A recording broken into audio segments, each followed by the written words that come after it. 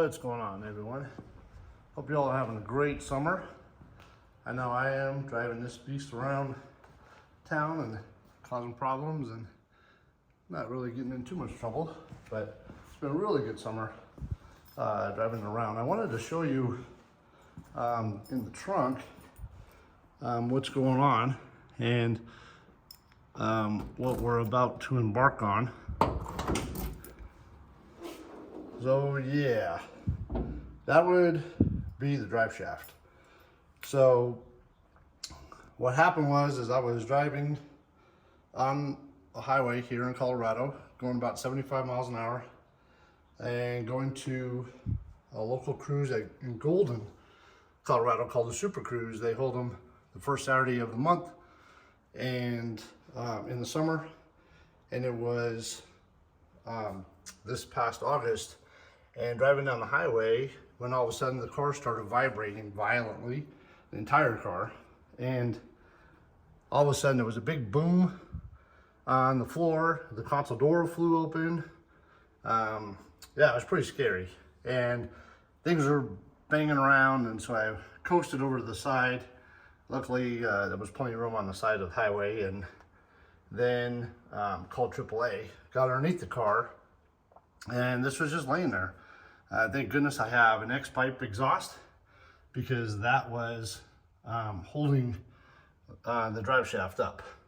It is interesting because the slip yoke was still in the transmission, and it looks like it busted from the differential shaft, the differential yoke. So that needs to be looked at as well. But you can see there's no caps left. I think my best guess is the bolts that hold the straps, the strap bolts, they broke off. No idea why. I did not install the drive shaft, the previous owner did, but yeah, this is definitely a bummer, definitely scary. Could have been way worse.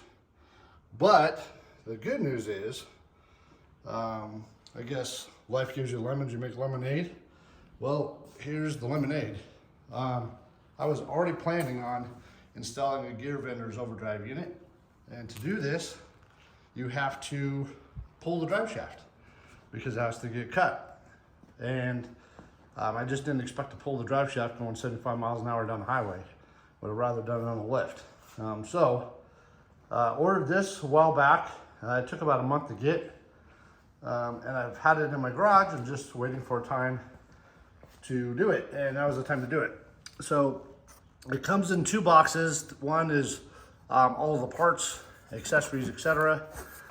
When you open up the second box, you'll get the packing list, and this is the overdrive unit itself, right here. So this is going in to my 727. It is going to help tremendously with long drives and not really getting passed by minivans on the highway. That's not really that fun. So should be fun.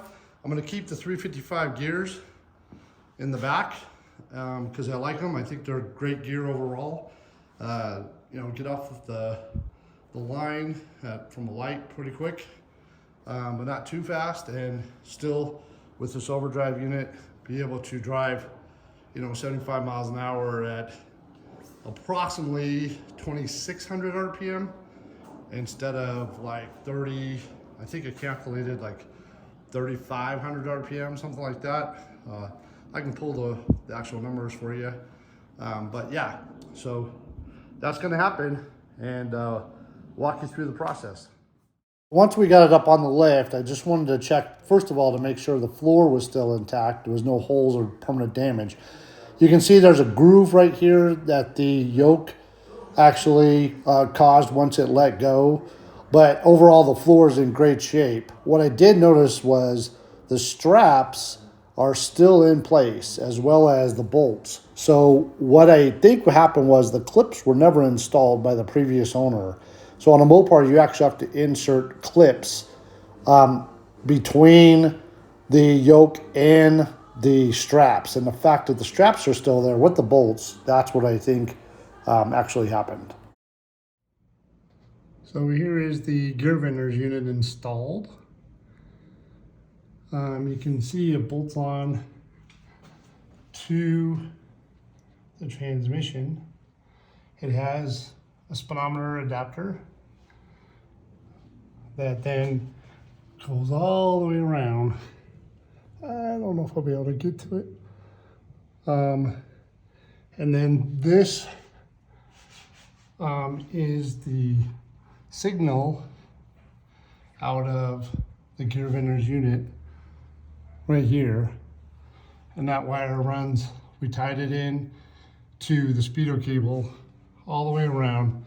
And then we put it up and in and mounted a switch underneath the dash. So you'll be able to see that.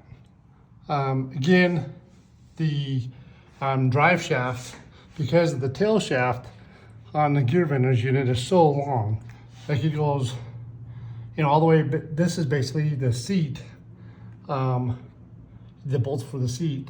So that tail shaft goes all the way to the seat. Then the Gear Vendors unit itself is in here, and then that makes it necessary to cut your drive shaft length.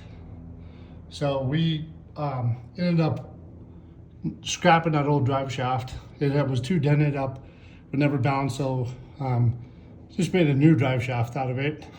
Put on, obviously, new U-joints and installed the back one correctly with the clips, like it's supposed to be on the Mopar. But yeah, it's in there. It drives really well. I'll show you here in a minute what it's like, the differences in driving it, but it's in there. And it clears really nicely. There was a small dent. I'm trying to think, it was on this side. Maybe you can see it right up there that we had to make. That's it. Basically the head of a hammer. And that's the only clearance you need to do for this. But yep, it's in. So then we just ran the module up through an existing hole in the firewall, put a grommet around it, and that goes from the transmission all the way to the inside of the car, where we connected up a switch. And again, the switch only controls the computer turning on. It's not an on and off switch necessarily, because if you leave it on, the computer knows to turn it off once it gets below a specific mile per hour. And so that's connected up here. And then we just took the module way up in there. Not even sure if you can see it, but it's up in there. And just made sure it's away from any RF interference from the aftermarket radio or anything else that could cause a problem with it. But yeah, that's as far as connecting it up. Okay, the way the Gear Vendors works with the switch is when you're ready, you flip it on, the red light will come on saying it's ready, and the green light is it's engaged, and you can feel it shift in overdrive. So again, based upon what's online, the calculations are it drops down by 800 RPM or so, and it's nice, just cruising about 60, and you can tell the big difference